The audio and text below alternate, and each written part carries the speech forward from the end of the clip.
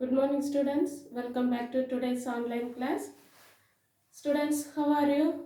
Are you all fine? I hope you are all fine by the grace of God. Okay, students, last week we have learned about the basic things that is related to plant anatomy. Today we are going to start the new chapter, that is Unit 12, Plant Anatomy and Plant Physiology. Okay, so plants, you all know plants. Plants are the living things. Plants also exhibits the various degrees of organization. So the atoms are organized into molecules. Molecules are organized into organelles. Organelles are organized into cells. Cells are organized into tissues. Tissues are organized into organs. Okay, so plants also exhibit varying degrees of organization. You all know all the living things are made up of cells. Cells are the basic structural and functional unit of all living organism. See, next one is the cells are organized into tissues. What are tissues? Tissues are the group of cells that are similar or dissimilar in origin and structure but perform particular function. So, the cells are organized into tissue. See, the first one we can learn about plant anatomy. See, this plant anatomy, the first account of the internal structure was published by the English physician Nehemiah Grew. Nehemiah Grew. He is an English physician. He only first account the internal structure of the plant. So, he is called, Nehemiah Grew is called the father of plant anatomy. Who is called the father of plant anatomy? Nehemiah Grew is called the father of plant anatomy. This word plant anatomy, the word, it is derived from Greek word ana and temin. Ana means as under, temin means to cut. Okay, when we cut the cross section of the plant and see under through the microscope, we can see the different types of tissues. So the different types of tissue we have learned in the last class. Last week we have learned the basic structure of plant tissues. So just we can recall it and go for the internal structure. So what are plant tissues? Tissues are the group of cells that are similar or dissimilar in structure and origin but perform similar function. The plant tissues are broadly classified into two types. They are meristematic tissues and permanent tissues. Meristematic tissues consist of young cells, immature cells, and it is capable of division. Permanent tissues consist of mature cells and it does not capable of division. Okay, so that one we have studied last class. And plant tissue system. So also we have studied in the last class. See, this plant tissue system, it was discovered by Sachs in 1875. 1875 Sachs they classified the tissue system, plant tissue system into three types. They are, last class we have seen dermal or epidermal tissue system. Next one is ground tissue system. Third one is vascular tissue system. What are the, see, very important question. What are the three types of tissue system present in flowering plants? Dermal or epidermal tissue system, ground tissue system, vascular tissue system. The first one is dermal or epidermal tissue system. It is the outermost layer of the plant. It consists of stomata, cuticle and the outgrowths, epidermal outgrowths such as trichomes and root hairs. See, this epidermal tissue system, it protects the internal organ. See, what are the functions of the dermal or epidermal tissue system? It protects the internal organs, and also the root hair is there. It absorbs the water and minerals from the soil, and also if stomata is there, it helps for transpiration. So that are dermal or epidermal tissue system. So in the stem portion we can call it as epidermis, or in the older stem and root we can call it as the dermal tissue as a protoderm. Have you understood? Next one is ground tissue system. Ground tissue system is found just below the dermal tissue system. It is made up of simple parenchymatous tissues such as parenchyma, collenchyma and sclerenchyma. This ground tissue consists of cortex, endodermis, pericycle and pith. So what are the functions of ground tissue? Means the functions, it helpful for photosynthesis. In the parenchymatous tissue, if it is present chloroplast means green pigment, it helpful for photosynthesis. Mainly it is present in the leaf portion. And next one is storage. The cortex, the tissues, they can store the food materials and minerals. So third one is regeneration. If the tissues get damaged, again it can regenerate. Third one is strength. It will give mechanical strength to the plant body and also support to the plant body. That are the important functions of ground tissue. Next one is vascular tissues. The vascular tissue system consists of the vascular tissues such as xylem and phloem. See, the xylem and phloem are the conductive tissue. See, it can be arranged in bundles. So, the bundle, it is called vascular bundle. So, there are different types of vascular bundles are there. See, the main three types of vascular bundles are radial vascular bundle, conjoined vascular bundle, concentric vascular bundle. What is radial vascular bundle? Radial vascular bundles, say are here. The radial vascular bundle, the xylem and the phloem are arranged in different radii. Xylem and phloem are arranged in different radii. They are called radial vascular bundle. Mainly it is present in the root part. Example, roots. Next one is conjoined vascular bundle. What are conjoined vascular bundle means? Here xylem and phloem are arranged in same radius. Same radius. Example, stem part. See, the conjoined vascular bundles are two types. They are collateral and bicollateral. Collateral and bicollateral. What is collateral vascular bundle means? Xylem lies towards the center, phloem lies towards the periphery. Xylem lies towards the center, phloem lies towards the periphery. See, they are called collateral vascular bundle. Here it consists of two types, open and closed. See here, the cambium. The cambium is an actively dividing cell which is helpful for the secondary growth of the plant. So, if cambium it is present in between the xylem and the phloem, that type of vascular bundle it is called open vascular bundle. Example, dicot stem. Example, dicot stem. See, if cambium is absent between the xylem and the phloem, it is called, if cambium is absent between the xylem and phloem, it is called closed vascular bundle. Example, monocot stem. Example, monocot stem.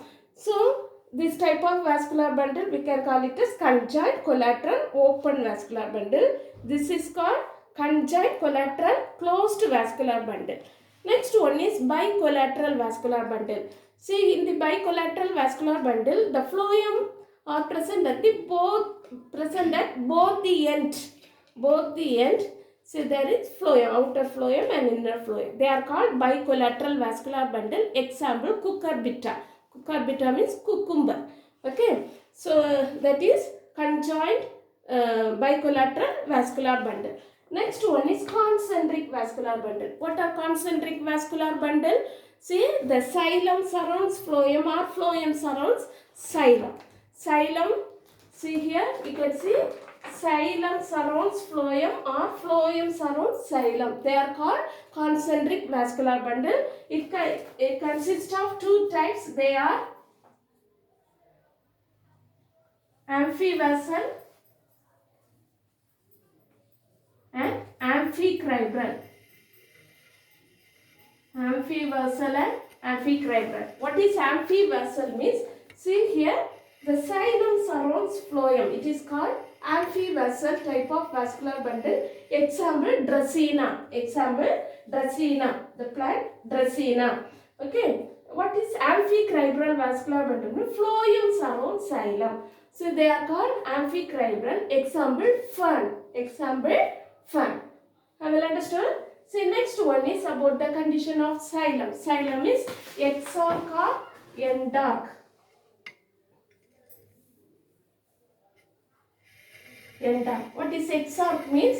See, metaxylem. See, you all know what is metaxylem. Last class I explained the bigger cell it is called in the xylem. The bigger cell it is called metaxylem. The smaller one it is called protoxylem. If metaxylem lies towards the center and protoxylem lies towards the periphery, that type is called, that xylem is exarch in condition. What is endarch means? See, if the metaxylem lies towards the periphery and the protoxylem lies towards the center, that is called endarch condition. So, exarch condition mainly it is seen in root portion and endarch it is seen in stem portion. Have you understood? This is the basic one. So, next we are going to learn about the internal structure of dicot root.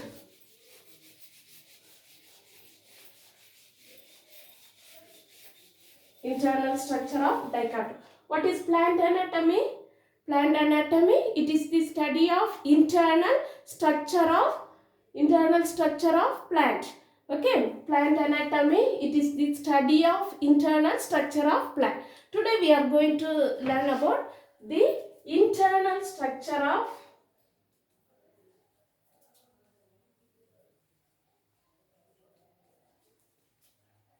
dicot root. Example for this is bean root. You all know beans, bean root. So, internal structure of dicot root. See, when we take the, first you can know about what is dicot. Dicot means, see, when we take the seed, if we remove the seed coat, we can see the cotyledons. See, if two cotyledons are there, that type it is called dicot. If one cotyledon is there, it is called, that plant variety we can call monocot. Okay, so dicot, example bean, groundnut, say sunflower. So these are dicot. Monocot, example coconut, grass, wheat, paddy, etc. Okay, so dicot means seed with two cotyledons are called dicot plant. Say seed with one cotyledon, it is called monocot plant. So okay. So, now we are going to study about the internal structure of dicot root. See, when we take the transverse section of dicot root and see under the microscope, we can observe different region, different tissue system. The first one is epiblema. The first region is epiblema. Next one, cortex. Third one is endodermis. Fourth one is stele. So, these are the region we can observe in the dicot root: epiblema, cortex, endodermis, and stele. The first one is epiblema. Say, what is epiblema? It is the dermal region. Already we have learned in the basic tissue system. Dermal. Dermal means it is the outermost layer of the root. It is the outermost layer of the root.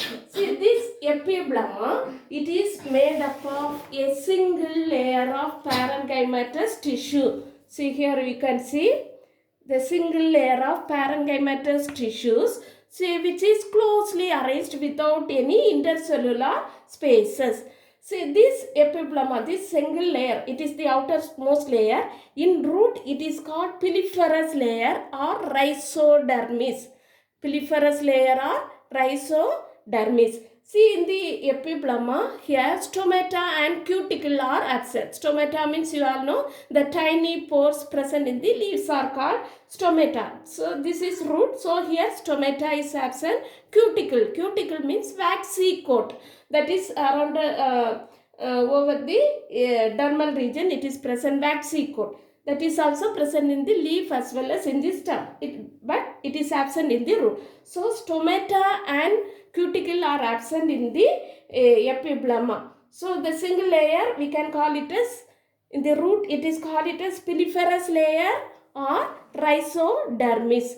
See here in the epiblema you can see the outgrowth, that is called root hair. It is made up of unicellular root hair. It is present. Unicellular means the root hair, it is made up of only one cell. Uni means one.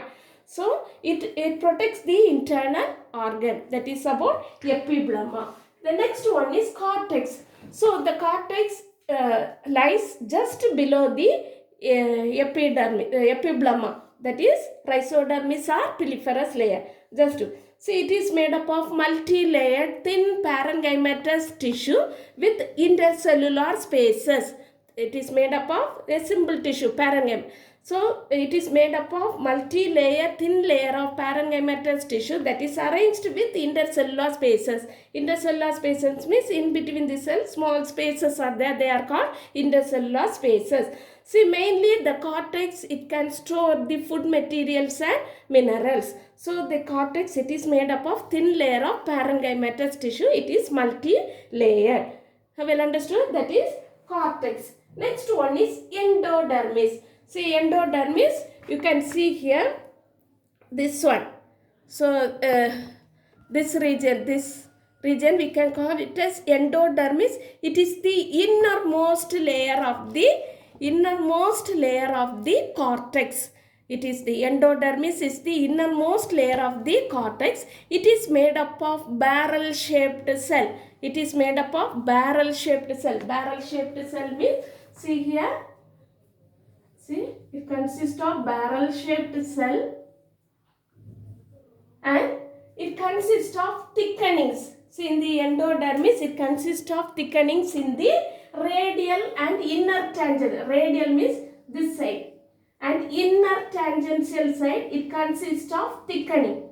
See, the radial and the inner, this is the outer tangential side, this is inner. So, in the endodermis, it consists of thickenings that is present in the radial and the inner tangential side of the cell. That thickening, it is called Casparian strip. The thickening, it is called Casparian strips. And also the thickening is absent, that is just opposite to the protoxylem. Protoxylem means, you know, the smaller cell in the xylem.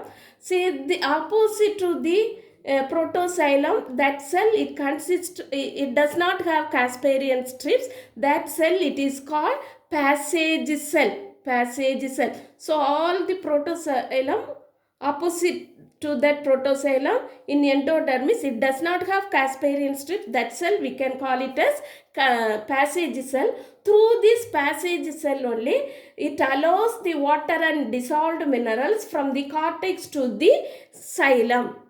Okay, so the passage cell allows the dissolved minerals and water from the cortex to the xylem through this passage cell only. Okay, you all know, see here root hair, see here soil is there, the root hair absorb the water, see it enters into the root hair, then to the piliferous layer, then to the cortex cell, and it moves to endodermis. In endodermis, through the passage cell only, it enters into the xylem vessel. You all know xylem and phloem are the conductive tissues. Xylem conducts water and minerals from the root to aerial parts of the plant body. So through this passage cell only, it enters into the xylem vessel. Well understood? That is about endodermis. Next part is stele. Stele, what is stele means? See, inner to the endodermis, the remaining part, everything, it is called stele. The stele consists of pericycle, vascular bundle,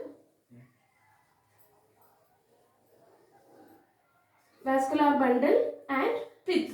So pericycle, vascular bundle and pith together, it is called stele. First one is pericycle. See, the pericycle, it is present just below the endodermis. It lies a single layer made up of thin parenchymatous tissue below the endodermis as a single layer. See, that is called pericycle. From the pericycle only the lateral roots are arranged. It is the site for origin of lateral roots. What are lateral roots? The root consists of the main root, that is taproot. So it consists of the lateral. These are lateral roots. The lateral roots are arranged from the pericycle. Have you understood? Next one is vascular bundle. Here the vascular bundle. See, the xylem and phloem are arranged in different radii.